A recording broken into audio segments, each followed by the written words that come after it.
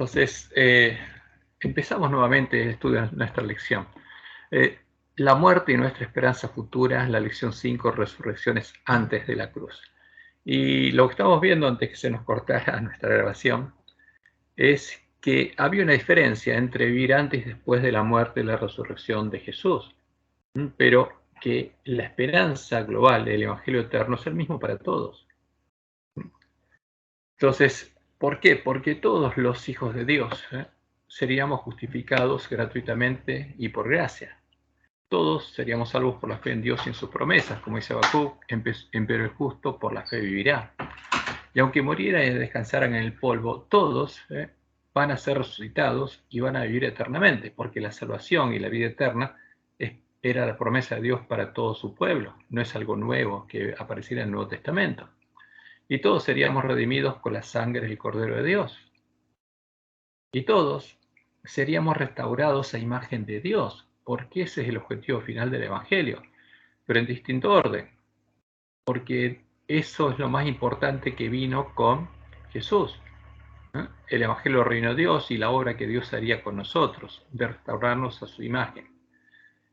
Pero el orden es distinto. Los que vivieron y triunfaron durante el tiempo del Antiguo Testamento, antes de ser redimidos, no pudieron ser transformados a imagen de Jesús, a imagen de Dios, y van a ser transformados a imagen de Jesús después de la resurrección de los muertos, o sea, después de que Jesús venga, que van a resucitar y van a ser glorificados en su cuerpo, pero su mente va a ser la misma que cuando durmieron.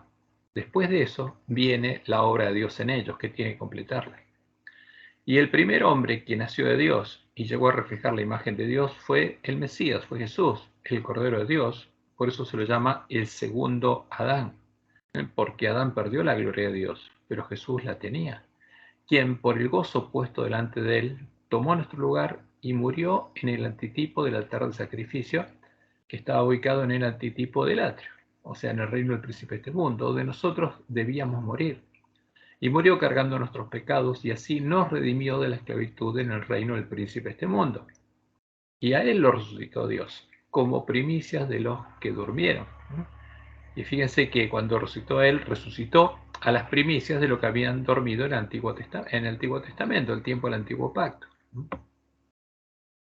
Y a partir de ese momento, los que vivieron y triunfaron después de ser redimidos con la sangre del Cordero de Dios, durante los 1260 años en los que Dios sostuvo a su iglesia en el desierto, como Jesús, todos ellos nacieron de Dios, pasaron de muerte a vida, como dice Juan, e inmediatamente empezaron a ser transformados a imagen de Jesús. Ahora, ¿qué pasó cuando el lugar santuario de Dios y la verdad fueron echados por tierra y se perdió el conocimiento del Evangelio primitivo? Los que vivieron y triunfaron después que el lugar santuario de Dios y la verdad fueron echados por tierra, como los vencedores que vivieron antes de ser redimidos, no pudieron ser transformados a imagen de Jesús porque no conocían la verdad, aunque la puerta estaba abierta. Y los vencedores van a ser transformados a imagen de Jesús después de la resurrección de los muertos. Ahora, pero Jesús no podría venir sin que se recuperara el conocimiento de la verdad y hubiera un pueblo que hubiera sido transformado a su imagen. Por eso los que vivieran y triunfaran en el tiempo de la última generación, cuando el conocimiento de la verdad sería recuperado y los lugares asolados serían reedificados, empezando por los vencedores de la iglesia remanente que serían hechos columnas en el templo de Dios, ¿no? El templo que fue asolado, todos nacerían de Dios y empezarían a ser transformados a imagen de Jesús, porque se recuperaría el conocimiento de la verdad. Y esta obra sería completada, pues la obra de Dios sería completada cuando su nombre estuviera escrito en la frente de sus hijos, cuando ellos recibieran el sello de Dios. Primero, los vencedores de la iglesia remanente y después todo el pueblo que saldrá de la gran Babilonia. Y finalmente el Cordero de Dios confesaría el nombre de todos los vencedores en las bodas del Cordero. Por eso al juicio investigador se lo llama las bodas del Cordero, porque solo Jesús confiesa el nombre de los vencedores, los que van a ser parte de su esposa. Los confiesa como parte de la iglesia triunfante, como parte de su esposa, y después de eso vendría a buscar a su esposa para ir con ella a la fiesta de bodas del Cordero, porque así termina el plan de redención. y esta fiesta de bodas del Cordero es el antitipo de la fiesta de los tabernáculos, y cuando viniera resucitaría a todos los vencedores que estarían morando en el polvo. Ahora, fíjense, todos los que están morando en el polvo, ¿cuándo serían transformados a imagen de Jesús? Para eso está la fiesta de los tabernáculos, que tenemos que estudiar porque Dios nos dijo que tenemos que entender el santuario y las fiestas justamente solemnes de Jehová, que son el anuncio del plan de redención. Entonces, cuando termine la fiesta de bodas del Cordero, todos los vencedores van a reflejar plenamente la imagen de Jesús. Y como Dios le mostró a Elena de Joab en visión, al final de la fiesta, cuando lleguemos, entre comillas, al cielo, al lugar donde vamos a estar 1000 años con Jesús, ahí todos van a recibir la misma corona, la corona de la victoria, porque ya habrán vencido totalmente sobre el pecado. Ahora, el resto de la creación también será libertada de la esclavitud de la corrupción, como dice Pablo en Romanos 8, y será restaurada a la libertad gloriosa de los hijos de Dios. Todos los redimidos finalmente viviremos, porque esa es nuestra esperanza, eternamente con Dios en los cielos nuevos y la tierra nueva que Él creará. Y de ese modo será deshecha toda la obra justamente del pecado, y no quedará rastro de nada que haya producido el pecado, porque ese es el Evangelio eterno. Ahora, la única diferencia está, fíjense, en que en el orden en el que Dios podría cumplir su promesa. Pero vamos a nuestra lección, porque es importante entender lo global para entender qué pasó en el Antiguo Testamento. ¿Hubo resurrecciones en el tiempo del Antiguo Testamento? Sí, las hubo, pero de una naturaleza diferente a la de la primera resurrección, en la cual todos los que resuciten serán transformados físicamente y recibirán un cuerpo que ya no va a morir, un cuerpo que no es corruptible. Esa es la promesa de Dios. Ahora, pero salvo Moisés, fíjense, salvo Moisés, Jesús y las primicias, todos los que Dios resucitó en el tiempo del Antiguo Testamento, como los que Dios también resucitó en el tiempo del Nuevo Testamento durante el ministerio de Jesús y el ministerio de los apóstoles, como es el caso de Eutico, que murió, se durmió en la ventana cuando Pablo hablaba. Todos volvieron a la misma vida de la que habían sido tomados y posteriormente volvieron a morir. O sea, no resucitaron glorificados, resucitaron a la misma vida en la que habían dejado y volvieron a morir. Volvieron a sufrir la muerte primera, de la que, si fueron vencedores, van a volver a resucitar. Y entre esos casos están los que cita nuestra lección. Por ejemplo, la resurrección del hijo de la viuda de Sarepta por la oración de Elías, cuando Elías estuvo en la casa de la viuda. Primera Reyes 17, del 8 al 24. La resurrección del hijo de la mujer sunamita por la oración de Eliseo, que encontramos en Segunda Reyes 4, 18 al 37. La resurrección del hijo de la viuda de Naín por la oración de Jesús, Lucas 7, del 11 al 17. La resurrección de la hija de Jairo por la oración de Jesús, también en Lucas 8, 40 al 56. Y la resurrección de Lázaro por la oración explícita de Jesús en Juan 11, porque todo esto lo hizo Dios. Ahora, ¿qué pasó con estos que resucitaron? Volvieron a morir. En cambio, los que resucitaron con Jesús como primicias de los vencedores que durmieron y fueron llevados con él al cielo en el día de la fiesta de las primicias, fueron las primicias de la primera resurrección, la resurrección que hizo posible el ser redimidos con la sangre del Cordero, y no volverán a morir, como todos los que resuciten en el tiempo de la segunda venida y la primera resurrección. Esa es la diferencia, como leemos en 1 Corintios 15, 51 al 55. Y aquí os digo un misterio.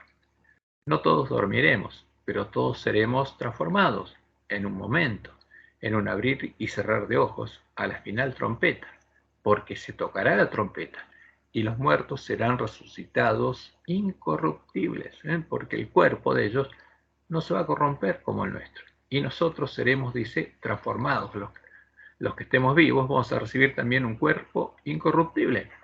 ¿Va a cambiar nuestra mente? No, solo el cuerpo.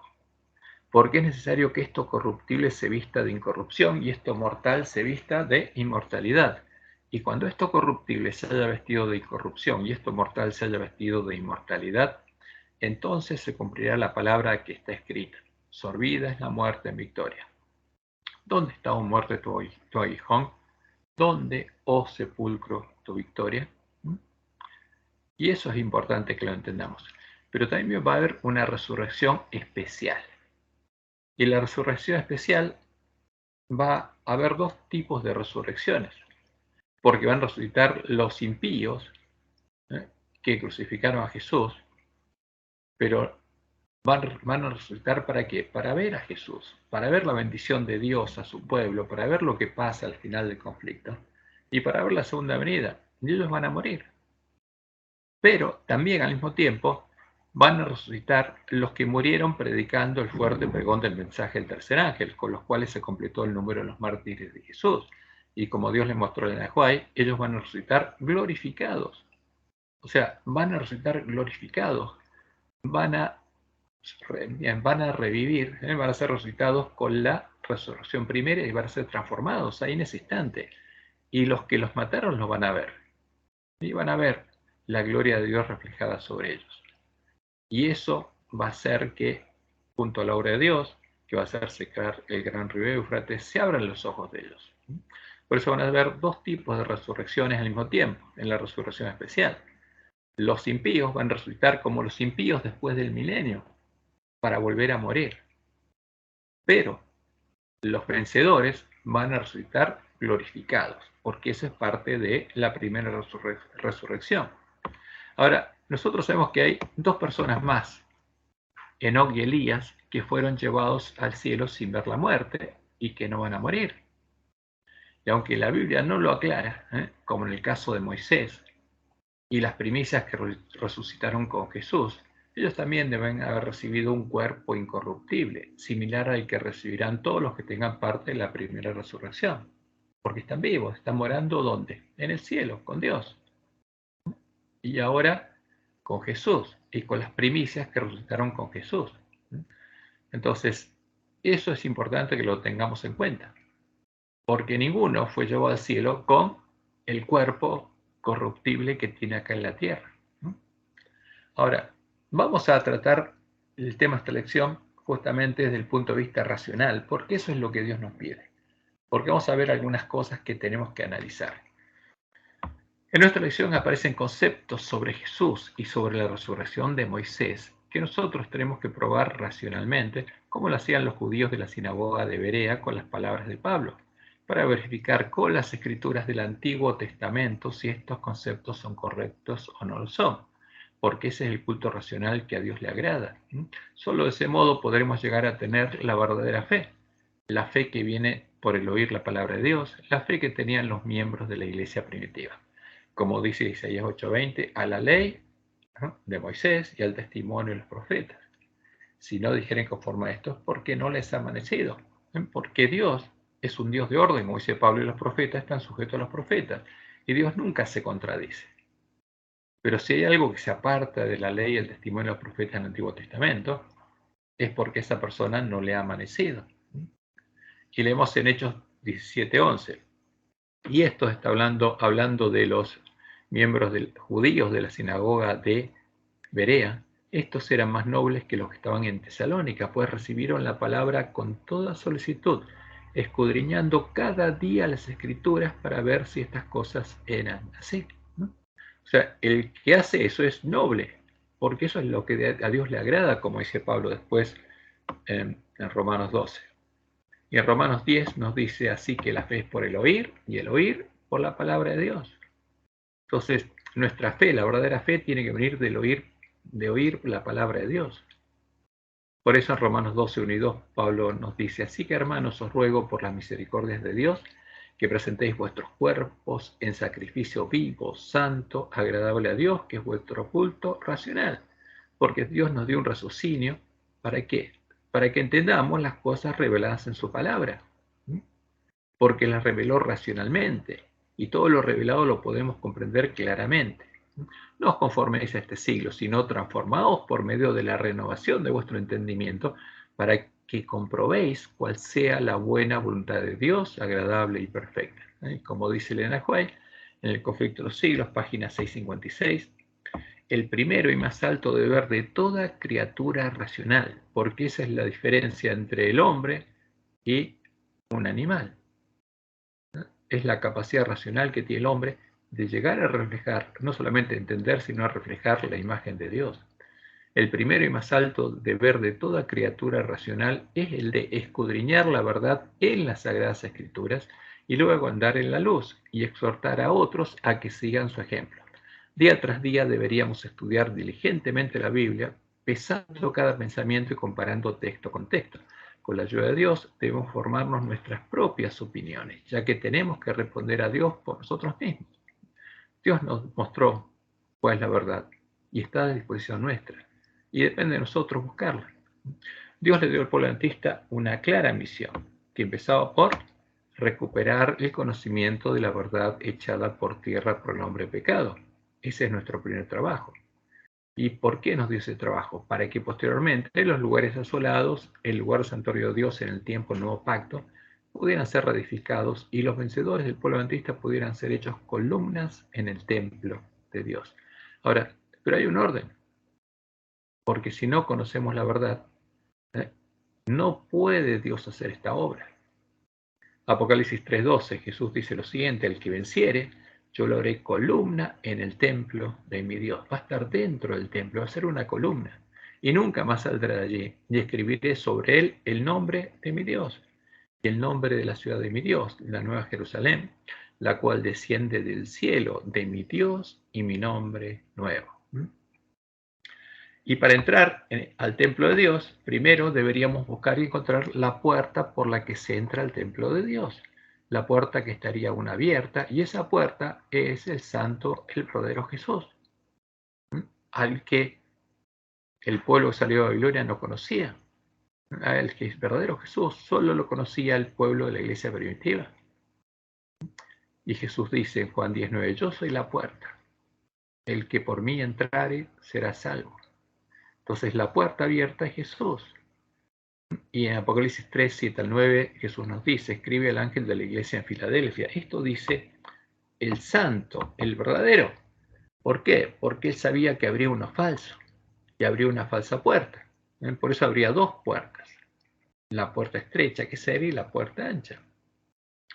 Y esto dice el santo, el verdadero, y cientifica el que tiene la llave de David. ¿Por qué? Porque el falso no la tiene, porque se la dio al hombre de pecado. Supuestamente se la dio. El que abre y ninguno cierra, y cierra y ninguno abre. Yo conozco tus obras. He aquí, he puesto delante de ti una puerta abierta, la cual nadie puede cerrar. Ahora, y hay que buscarla y encontrarla.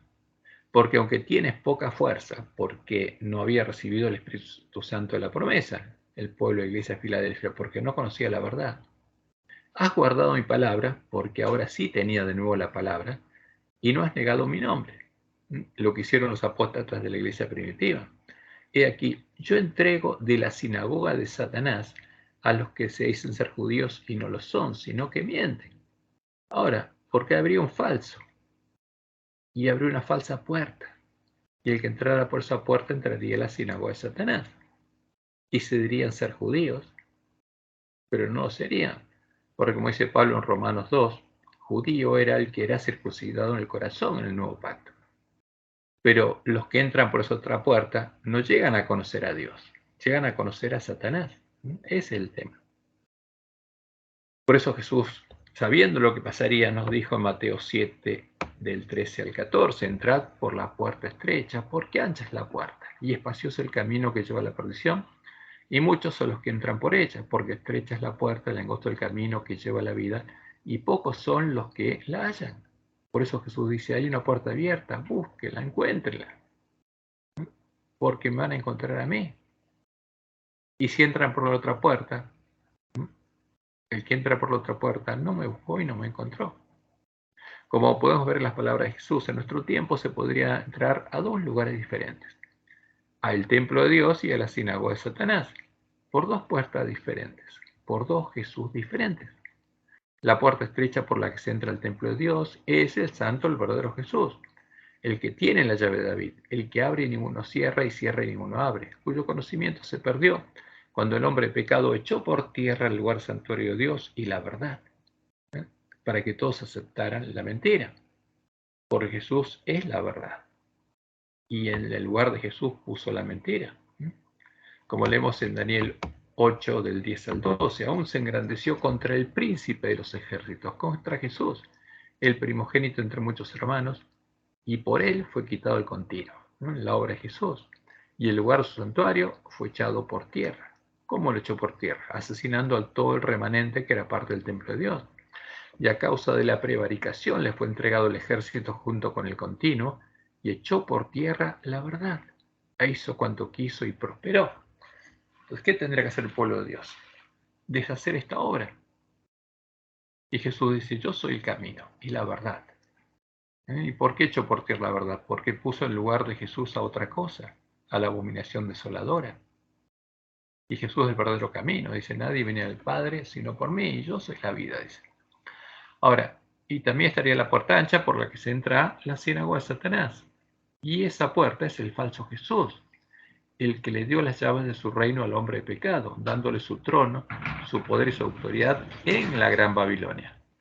Le dio autoridad para atar y desatar en el cielo, en la tierra y en el infierno, como es el Papa. Y leemos Apocalipsis 13:2. Y la bestia que vi era semejante a un leopardo, y sus pies como Dios y su boca como boca de león. ¿Y quién le dio su trono, su poder y grande autoridad? ¿Jesús? No, el dragón. Porque Roma llama Jesús al dragón, a Satanás. Porque él es el que le dio su poder, su trono y grande autoridad. El dragón es el Jesús al que adora el Papa. El Jesús que es la abominación desoladora, el Dios de las fortalezas, el Dios de Constantino, disfrazado por Balaam como la imagen cristiana de Baal. Porque disfrazó al dios de Babilonia, Baal, de cristiano, de Cristo, y ese es el disfraz del dragón, la imagen del dios de la Gran Babilonia, puesto en el tiempo de la apostasía en lugar del santo, el verdadero Jesús, en lugar del dios de la iglesia primitiva, el dios de los padres de los apóstatas. Y acá tenemos las imágenes que Roma misma presenta. Ahí está la copa con el vino, el furor de la fornicación de Babilonia. ¿Y qué hay ahí adentro? El sol, con una cruz en el medio. Eso es lo que llama Roma a Cristo y le da a comer al pueblo que está en medio de Babilonia. Pero esa es la imagen que vio Constantino. Es el dios de Constantino, es Baal. Es el sol. Y Roma adora al sol y lo llama a Cristo abiertamente. Como vemos ahí al presente hombre de pecado llevando la imagen de su Dios y presentándola ante el pueblo para que ese pueblo se postre y la adore. Pero como decía la profecía, ¿quién es este Dios? ¿Del Dios de sus padres? ¿De Jehová no hará caso? Ni el amor de las mujeres, ni respetar a Dios alguno, porque sobre todo se engrandecerá. Mas honrará en su lugar, fíjense, esto es lo que fue puesto en el lugar del Dios verdadero. Mas honrará en su lugar al Dios de las fortalezas, Dios que sus padres no conocieron.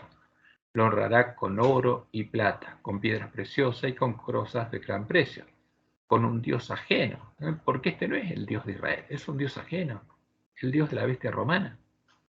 Se hará de las fortalezas más inexpugnables con el poder de la bestia romana y colmará de honores a los que le reconozcan y por precio repartirá la tierra. Entonces, cuando Lutero y los católicos que se unieron a la Iglesia Reforma salieron de la Iglesia de Roma, solo conocían al Dios de Roma y al Jesús al que adora Roma. Solo conocían la puerta ancha y el camino espacioso que lleva a la perdición. El Jesús que había llevado a los apóstatas de la iglesia primitiva a conocer las profundidades de Satanás y a buscar estripar la herejía de sus hermanos, asesinándolos, embriagándose de ese modo de la sangre de los mártires de Jesús.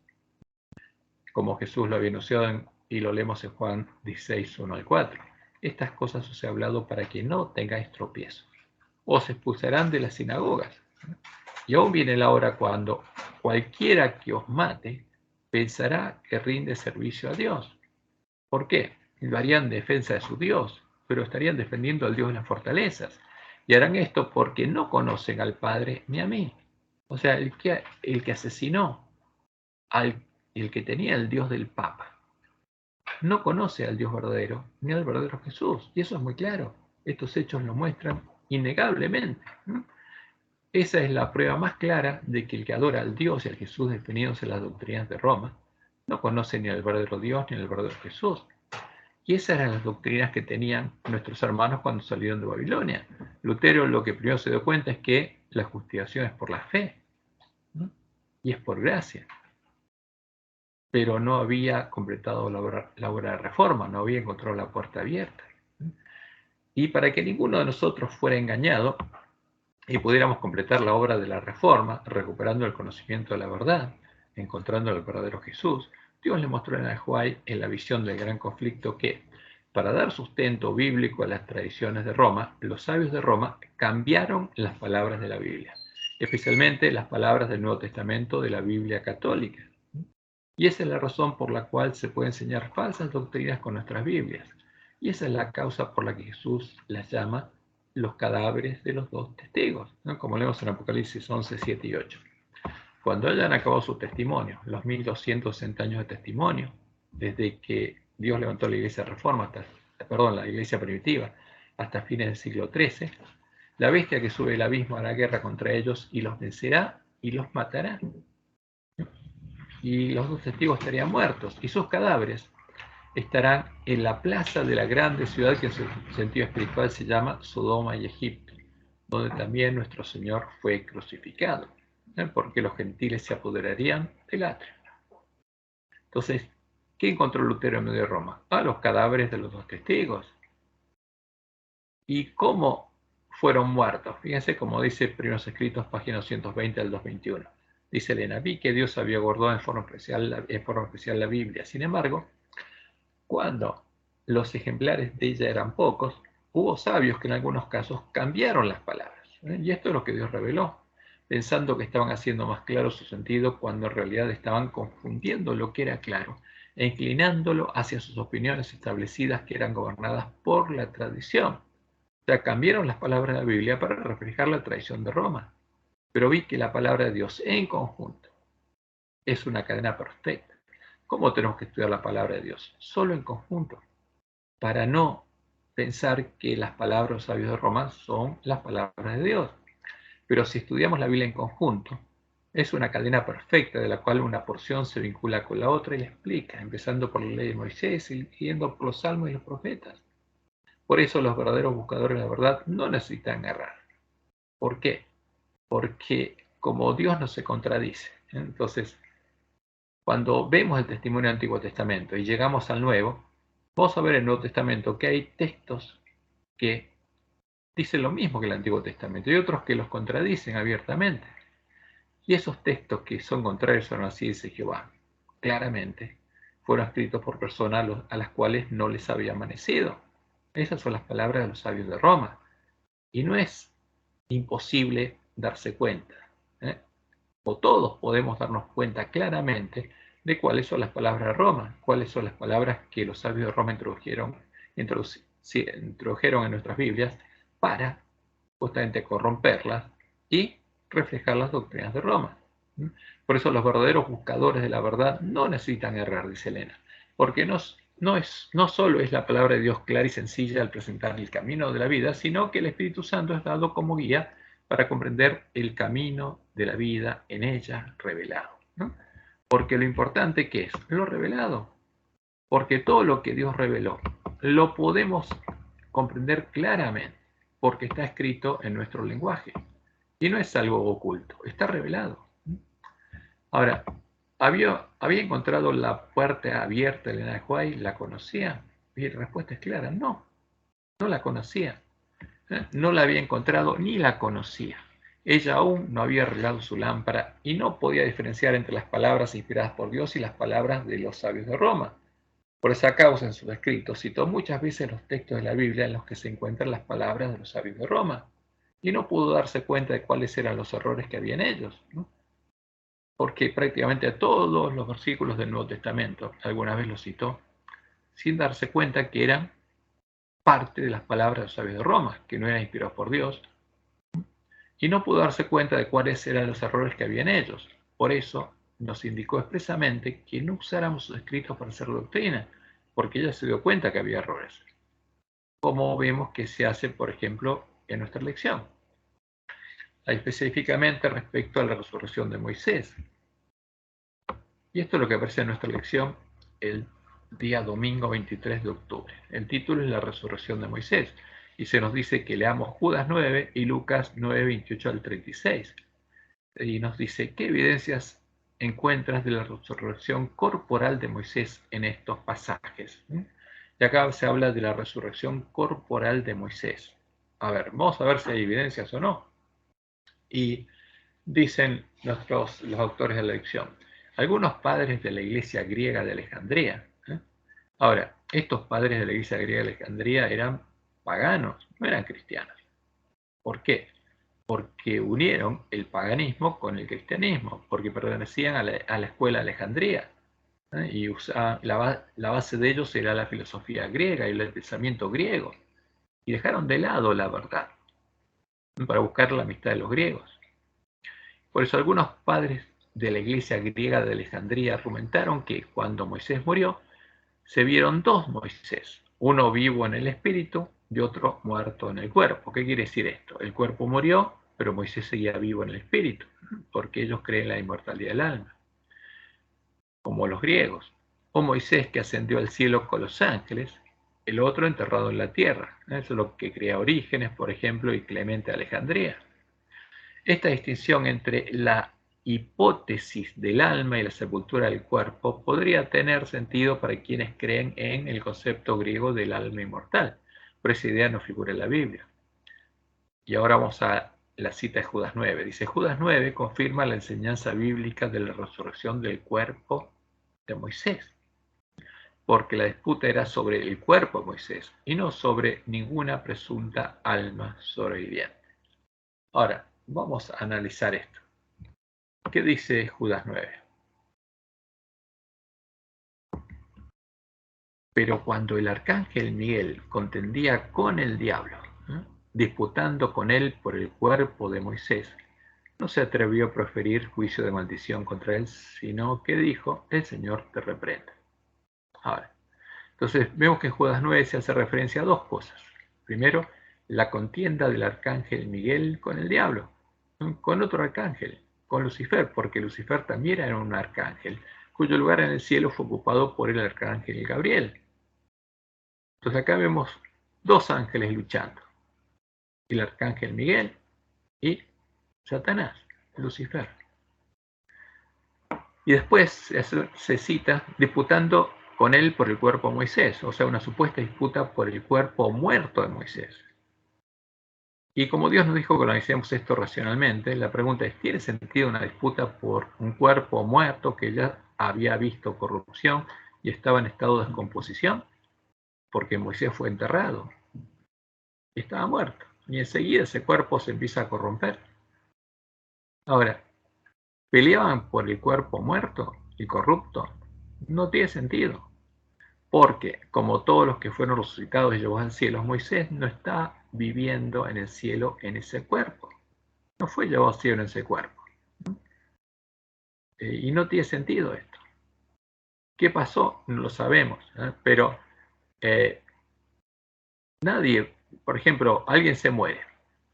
¿Qué pasa? Se lo comen los gusanos, o sea, todo el material de ese cuerpo va a la tierra y hay una planta y esa planta absorbe de la tierra justamente estos elementos y viene un animalito y se la come, viene por ejemplo una vaca y viene alguien y se come a la vaca. Y esos elementos, ahora esas moléculas pasan a ser parte de otro cuerpo. Y Dios no va a buscar esas moléculas, porque el polvo volvió al polvo. Y lo que Dios le va a dar a cada uno de sus hijos es un cuerpo no corruptible. Entonces esta pelea por un cuerpo muerto no tiene sentido. En Judas hay varias cosas raras, pero esta pelea por el cuerpo muerto no tiene sentido. El único sentido que tiene es lo que Roma dice, que si ese cuerpo no es enterrado en un campo santo, el alma no puede ir al cielo.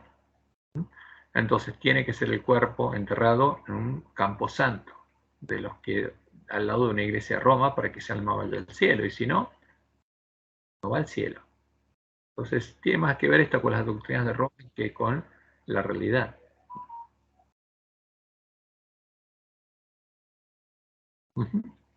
Sí.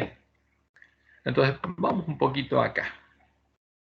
Y vemos también, fíjense, que se usa un párrafo de Patriarcas y Profetas, donde Elena cita Judas 9, para decir que Cristo es el arcángel Miguel, como lo creían nuestros pioneros y Elena de White. Ahora, esta es la cita que sigue, tomada de Patriarcas y Profetas, página 511 y 512. Entonces, dice el autor, Deuteronomio 34, 5 al 7 nos dice que Moisés murió a los 120 años de edad y que el Señor lo enterró en un lugar escondido en el valle de la tierra de Moab. Pero Moisés no permaneció mucho tiempo en la tumba. Y ahora toma este párrafo de Elena de White. Cristo mismo, acompañado por los ángeles que enterraron a Moisés, descendió del cielo para llamar al santo que dormía. Ahora, ¿qué había ahí? Nada. No había un santo durmiendo, que estaba el cuerpo muerto, que se estaba pudriendo y estaba volviendo a la tierra. Y el espíritu, o sea, la vida había vuelto a Dios. Y había tierra, era polvo.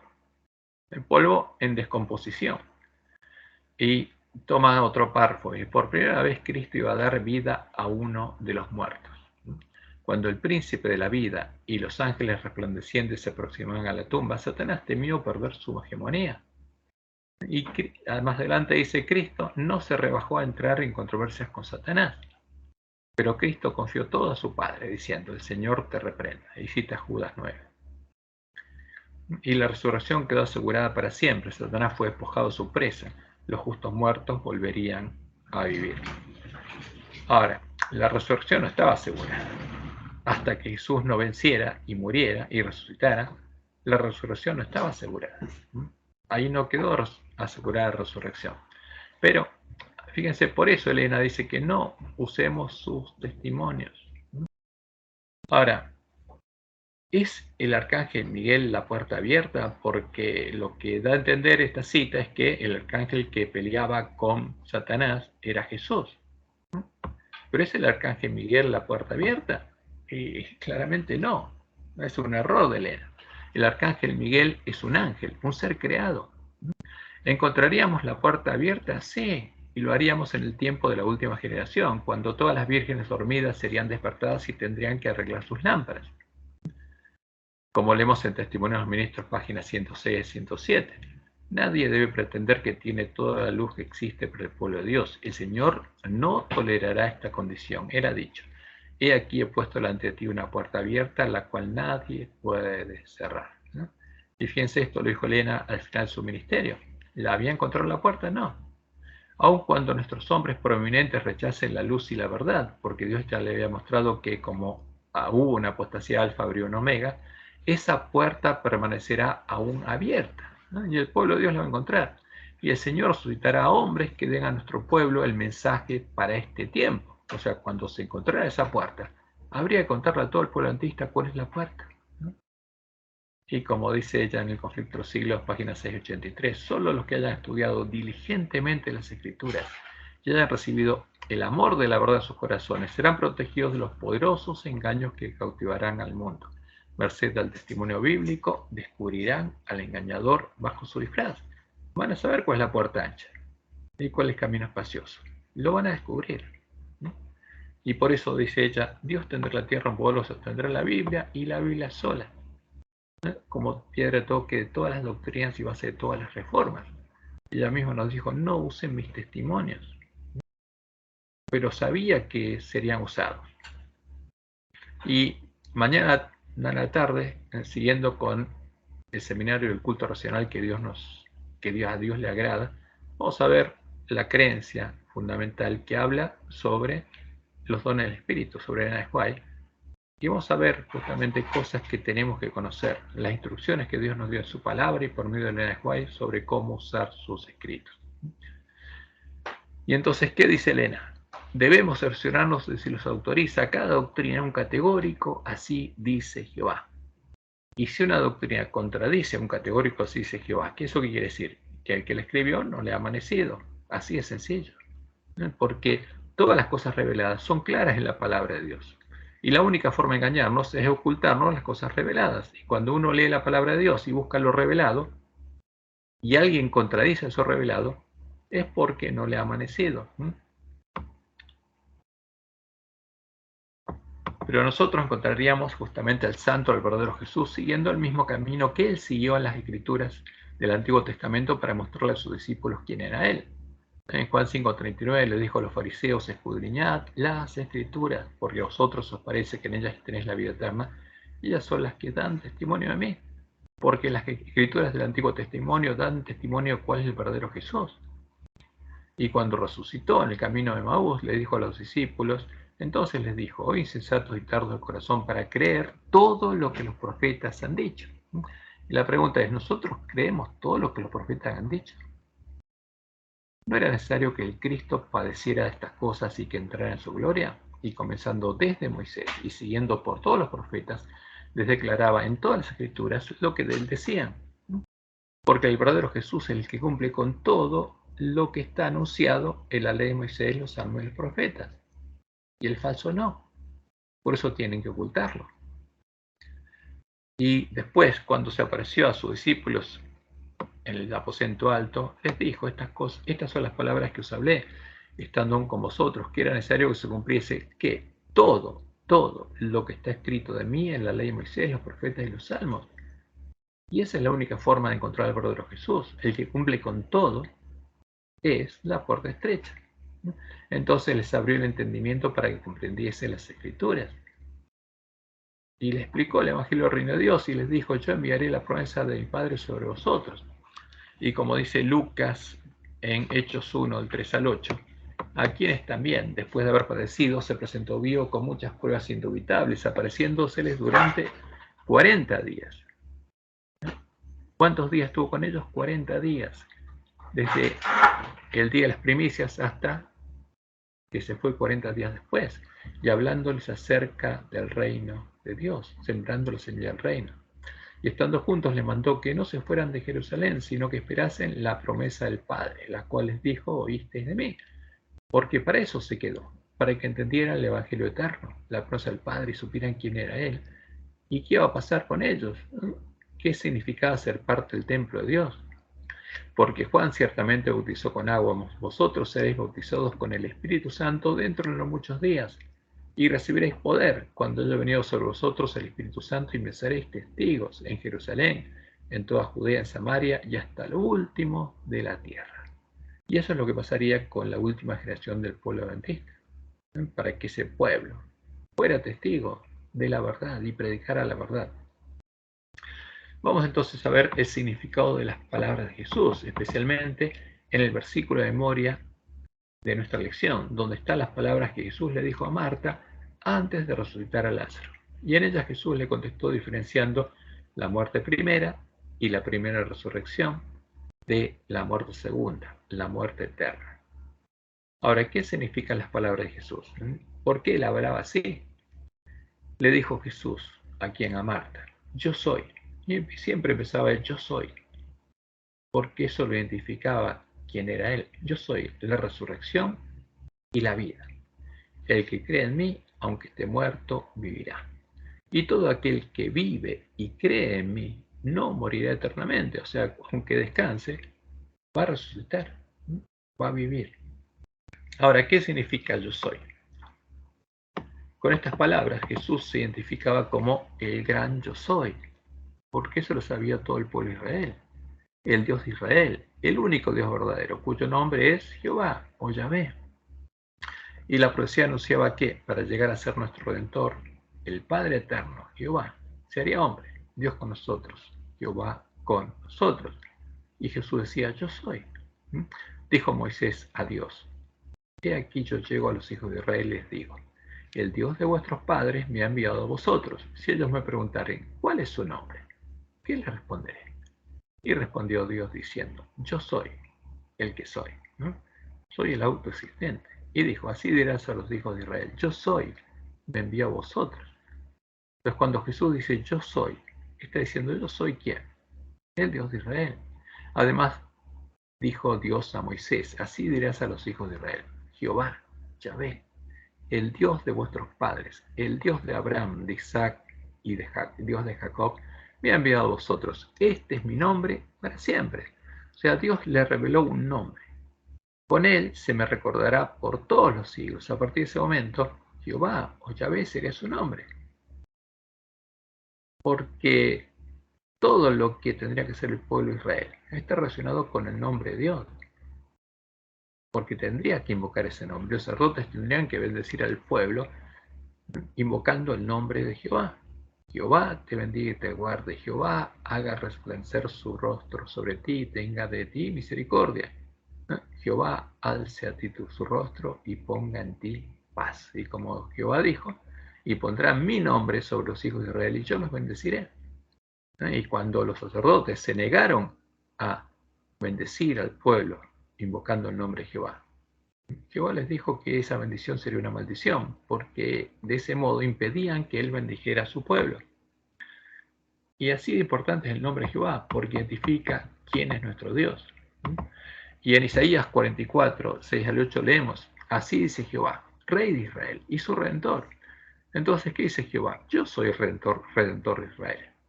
¿Quién lo va a redimir? Yo lo voy a redimir. Jehová de los ejércitos, yo soy el primero y yo soy postrero, y fuera de mí no hay Dios. Y habla en primera persona singular, y dice, yo soy el primero y yo soy postrero, y fuera de mí no hay Dios. Y esta es una clara revelación de Dios mismo sobre sí mismo. Porque acá Dios se revela a sí mismo. ¿Y qué está diciendo? Yo soy el primero y yo soy postrero, y fuera de mí no hay otro. Y termina diciendo, no hay Dios sino yo, una persona singular, no hay fuerte, no conozco ninguno. Y esto es una cosa revelada. Y todo lo que se opone a este claro, sí dice Jehová, donde Dios habla de sí mismo, es falso. Y el que lo dice y lo cree, eso es una clara señal de que aún no le ha amanecido, ¿no? Porque este es un claro, sí dice Jehová. Y con él no había otro Dios. Y él no conocía a ninguno que fuera fuerte, que tuviera su naturaleza. Y esto es muy claro. Pero ¿y quién sería el Mesías entonces? Porque estás revelando quién es el Mesías. El Mesías. Por tanto, el Señor mismo dará señal. He aquí que la Virgen concebirá y dará luz a un hijo y llamará su nombre Emmanuel, que significa Dios con nosotros. ¿Cuál? El único, Jehová con nosotros. Ese es el verdadero Mesías. Ese es Jesús. El verdadero Jesús es Jehová hecho hombre. Isaías 9:6, porque un niño nos es nacido, hijo nos es dado, y el principado sobre su hombro, y se llamará su nombre admirable, consejero, Dios fuerte, Padre eterno. Ahora, ¿Jehová conocía a otro Dios? No. ¿Alguien que fuera fuerte como él? No. ¿Quién es ese niño? Es el Dios fuerte, el Padre eterno es Jehová, hecho hombre. Él sería el príncipe de paz. Porque esa es la verdadera identidad de Jesús. Él es Jehová, el Dios de Israel, el Creador, el único Dios verdadero, hecho hombre. Y en Isaías 35:4 leemos, decid a los de corazón apocado, esforzaos, no temáis, y de aquí que vuestro Dios viene con retribución, con pago. Dios mismo vendrá y os salvará. ¿Quién es Jesús? Es Dios mismo. Como leemos en Isaías 40, el 3 al 11, vos que clama en el desierto, preparad camino a Jehová. Ahora, ¿a quién le preparó el camino Juan? ¿Al arcángel Miguel o a Jehová? A Jehová, al creador del arcángel Miguel, ¿no? Al creador del arcángel Gabriel, a Jehová, porque Jehová es el que se hizo hombre. Vos que claman en el desierto, preparad camino a Jehová, enderezad calzada en la soledad a nuestro Dios. Todo váyase alzado y bájese todo monte y collado, y lo torcido se enderece y lo áspero se allane, y se manifestará la gloria de Jehová, y toda carne juntamente la verá. ¿Por qué? Porque en el Mesías se vería la gloria de Jehová, porque llegaría a tener el nombre de Dios escrito en la frente, el carácter de su Padre. Porque el Mesías, el renuevo de Jehová, sería un hombre que crecería hasta reflejar la imagen de su Padre. Y cuando estuviera preparado, empezaría su ministerio. Porque la boca de Jehová ha hablado, súbete a un monte alto, anunciadora de Sión, levanta fuertemente tu voz, anunciadora de Jerusalén. Levántala, no temas, diga a las ciudades de Judá, ved aquí al Dios vuestro. ¿A quién veían cuando veían a Jesús? A Jehová, al invisible, pero hecho hombre. He aquí que Jehová el Señor vendrá con poder y su brazo señoreará. He aquí que su recompensa viene con él y su paga delante de su rostro. Como pastor apacentará su rebaño. ¿Qué dijo Jesús? Yo soy el buen pastor. Como dice David en Salmo 23, Jehová es mi pastor. ¿Quién es Jesús? Es Jehová. Como pastor apacentará su rebaño, en su brazo llevará los corderos y en su seno los llevará. Pastoreará suavemente a las recién paridas. Y cuando Jesús dice, yo soy la resurrección, ¿qué está diciendo? Con estas palabras Jesús estaba anunciando que cuando viniera por segunda vez, esta vez en su gloria, como el Dios fuerte, el Padre eterno, como Jehová, Él resucitaría a todos los muertos cuyo nombre hubiera quedado anotado en el libro de la vida del Cordero, como dice Apocalipsis 22:12. He aquí, yo vengo pronto, y mi galardón conmigo, para compensar a cada uno según sea su obra. Y acá Jesús dice lo que dijo por medio de Isaías 44, el 6 al 8. Yo soy el alfa y el omega, el principio y el fin, el primero y el último. Yo soy Jehová. Soy el primero y el último. Como Dios no tengo padre, porque soy el primero y soy el último. Ahora, y en Apocalipsis 22:16 Jesús dice, yo Jesús he enviado a mi ángel para daros testimonio de estas cosas en las iglesias. Yo soy la raíz, yo soy el Padre. Y soy el linaje de David, soy el hijo de David. Yo, el Dios de David, el Padre de David, soy el hijo de David. La estrella resplandeciente de la mañana, yo soy. Por eso, todos los redimidos, como dice Isaías 25:9, cuando vean venir a Jesús en su gloria, van a decir lo siguiente, y se dirán aquel día, aquí, este es nuestro Dios, le hemos esperado y nos salvará. Este es Jehová, a quien hemos esperado. ¿Quién es Jesús? Es Jehová. Nos gozaremos y nos alegraremos en su salvación. Este es el verdadero Jesús. Esta es la puerta estrecha. Este es el camino angosto que lleva a la vida. Y Jesús dice, yo soy la vida. Con estas palabras Jesús nos está diciendo que, como nuestro Dios y Padre, el único que tiene inmortalidad, Él es el creador y el dador de la vida. Y Él es el que nos va a dar vida eterna. Como lo dice Pablo en la primera epístola a Timoteo, capítulo 6. Le dice a Timoteo, te mando delante de Dios, que da vida a todas las cosas. Ahora, ¿quién da vida? Dios. ¿Y qué dice Jesús al decir yo soy la vida? Yo soy el que da la vida, yo soy.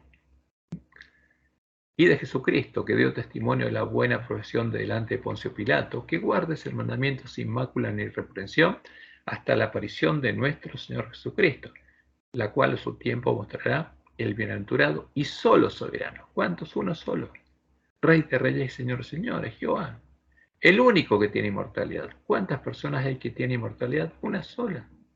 Que habita en luz inaccesible, a quien ninguno de los hombres ha visto ni puede ver, al cual sea la honra y el imperio sempiterno. Amén. Y Jesús dice, el que cree en mí, aunque esté muerto, vivirá. Y con estas palabras Jesús nos está diciendo que, como lo creían los miembros de la iglesia primitiva, el que crea y confiesa que Jesucristo es Jehová el Señor, e invoque su nombre, e invoque el nombre de Jehová, aunque esté muerto, vivirá, tendrá vida eterna. Como dice Joel 2:32, que va a pasar el tiempo del fuerte pregón. Y todo aquel que invocare el nombre de Jehová será salvo, porque en el monte de Sión y en Jerusalén habrá salvación, como ha dicho Jehová, y entra el remanente al cual él habrá llamado y estará en la cima del monte Sión. Los vencedores que serán columnas del templo de Dios, eso se refiere a Joel 2:32. Ahora, en el tiempo de la iglesia primitiva, con el derramamiento de la lluvia temprana, eso fue una sombra de lo que va a ocurrir ahora, pero fue similar, por eso todos los apóstoles citaron Joel 2:32. Mas esto es lo dicho por el profeta Joel, dijo Pedro en su sermón, y todo aquel que invocare el nombre de Jehová será salvo. ¿Y ellos a quién invocaban? A Jehová. Por eso Dios les mostró a Juan que le va a la bandera un blanco puro que decía pureza y santidad de Jehová. Y Pablo en Romanos 10, hablando de la fe que tenía, dice: esta es la palabra de fe que predicamos, que si confesares con tu boca que Jesús es ¿quién? Jehová el Señor. Porque eso es lo que dice Isaías 7:14, 8:13 y 14, Isaías 9:6, Isaías 43, Isaías 44, Isaías 8, Isaías 45, 22 y 25, etc. Y creyeres en tu corazón que Dios le levantó de los muertos, porque Jehová se hizo hombre. ¿Para qué? Para como hombre poder morir y redimirnos. Y que creyeres en tu corazón que Dios le levantó a los muertos, Isaías 53 del 10 al 11, serás salvo.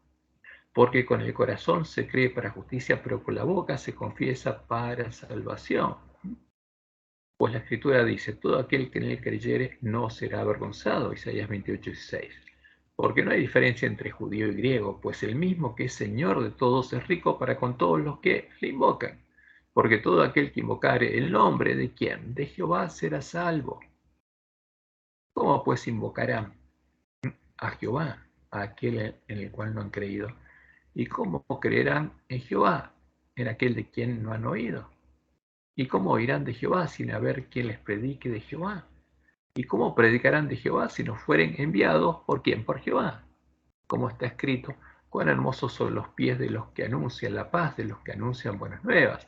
Mas no todos obedecieron al Evangelio, pues Isaías dice: Señor, ¿quién ha creído a nuestro anuncio? Isaías 53:1. ¿Por qué? Porque Dios envía a dar testimonio a sus hijos, a anunciar, a buscar a sus hermanos y a predicarles de Él.